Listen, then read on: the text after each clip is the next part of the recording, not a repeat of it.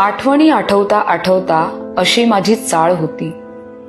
एक खोलीचं घर आमचं, तरी सगळ्या चाळीशी आपुलकी होती. चाळ कधी वाटलीच नाही ती. चाळकरी लोकांचं ते एक कुटुंबच होतं.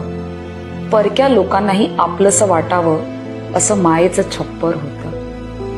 नेहमीच येता जाता पाठीवर शाबासकीची थाप होती.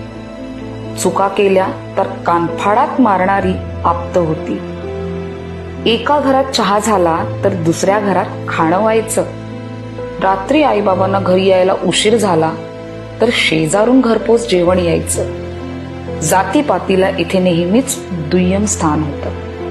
माणसातल्या माणुसकीला नेहमीच पहिलं मानाचं पान होतं. घर जरी लहान असतील तरी मन मात्र मोठी होती.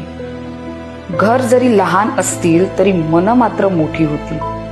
गावाहून आलेल्या लोकांची इथे राहायची हक्काची सोय होती. संकट आलं एखाद्या घरी तर चाळ मदतीस धावून जायची. सुखात मात्र नेहमी सदा सावली देणारं झाड व्हायची. इथे माणसांना कधी कोणी खऱ्या नावाने हाक मारीतच नसे.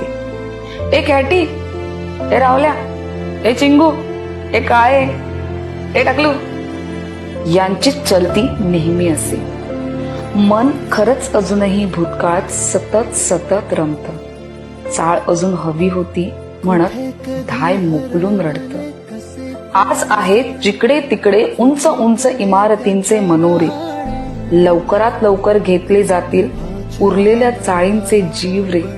चाळ जरी आज नसली तरी आठवणीत अजूनही जिवंत ती. चाळ जरी आज नसली तरी आठवणीत अजूनही जिवंत ती. माझ्या चाळीने दिलेले हे अविस्मरणीय क्षण